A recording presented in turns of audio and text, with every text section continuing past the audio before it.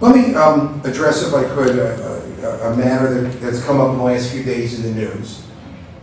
And for junkies like myself watching cable news all the time, usually MSNBC, some CNN, and only Fox in 3-minute increments because that's all I can take.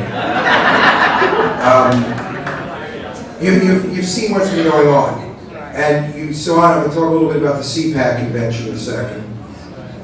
But some big statements came out from the Republican National Committee a day or so ago, in which they did a report on the state of the Republican Party, or perhaps what I might call the state of inadequacy. And they did a report about what went wrong with the RNC, with their last elections, and doing it to their credit, some self-examination, and did an analysis. And this is an exact quote of one of the results of their analysis, where they said, quote, "The party has been smug, uncaring, and ideologically rigid." That's a quote. Obviously, my best response is, "You think?" They also had another comment from their report, which they said, quote, "Culturally out of touch and a collection of stuffy old men." That's a quote. I have to say that for the first time I'm beginning to agree with the RNC on some things. Then their RNC chair, his name's Rance Priebus, and that's really his name, said, and I quote, "Our message is weak, we were not inclusive." And he also added that the perception we are a party of the rich continues to grow. That's a quote. And my response to that is, you think that's the perception? That's not the reality? Here's my analysis of their comments from that report and Rance Priebus's comments, and that is they really are right. Far right. But they're also right about their self-analysis, and you really have to give credit, honestly, where credit's due. The Republican Party today is not the party of their fathers. It's the party of their grandfathers. Because they are so out of touch that even your self-analysis, which has some merit, is out of touch. The Republicans, for whatever reason, just don't seem to get it. The answer the RNC came, and their actual response was, the way we're going to deal with this problem is to hire people to go into these neighborhoods. What I would suggest, that might be a helpful suggestion, is maybe start by hiring women, start by hiring African Americans, start by hiring Hispanics, start by hiring gay and lesbian activists. Maybe if you start with those groups, that will not only give you a better idea of what the problems are, but maybe give you an insight to what the different life experiences are of all Americans, not just rich Americans, maybe the 47%, or honestly, maybe the 99%. Maybe start there. I did want to address for a minute or two about the CPAC convention. And I did want to focus on one or two people, and I did not really want to, and I'm not going to really focus on what I call their stars. Their stars are people like Sarah Palin, who can't get away from that big gulp soda. Their stars are Donald Trump, who spoke to a half-empty room, how appropriate. Their stars are Newt Gingrich and the pizza guy. Those are the stars. But what I did want to address is something Marco Rubio said.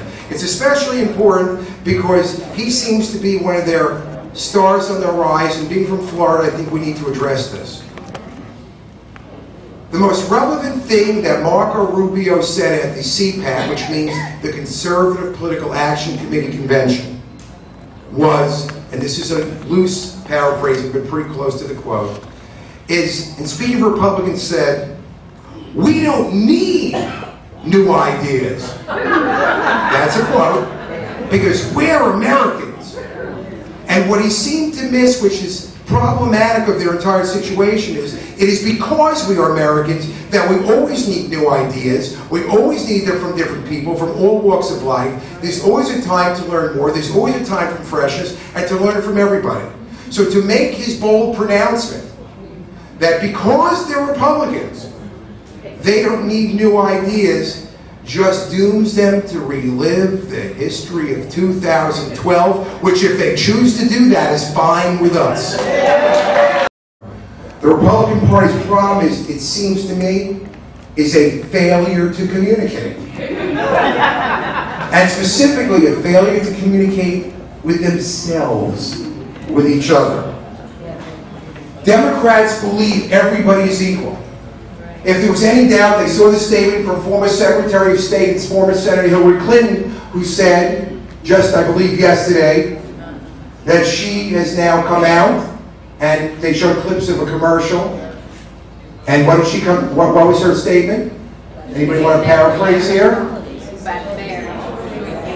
What was it? In favor of same-sex marriages, following President Obama, President Clinton, and the rest of Secretary Clinton's family. The president has come out front for the protection and a whole plan for a legalized path for immigration for Hispanics and others. His first act as president was the Lilly Ledbetter Act, which had the revolutionary idea, shocking as it is, of some concept called equal pay for equal work for women. That's shocking to some people. And the president came out with a College Affordability Act that not only seeks to help parents, but gives their children a chance in life. And finally, as we've experienced in Florida, and nationally as Democrats have pursued, is to stop the continuing aspect and the continuing drive at voter suppression to prevent people from voting, whether it's to cut hours, whether it's the long lines, whether it's whatever device you can come up with in some secret plans among Republican governors to suppress the vote. And frankly, that backfired because we saw how well that worked out for them in 2012.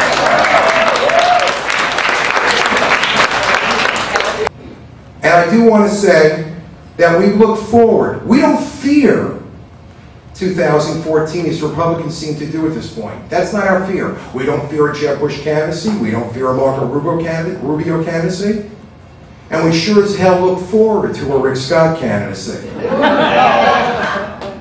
We need to make sure everything is done, including what we're discussing tonight for voter registration.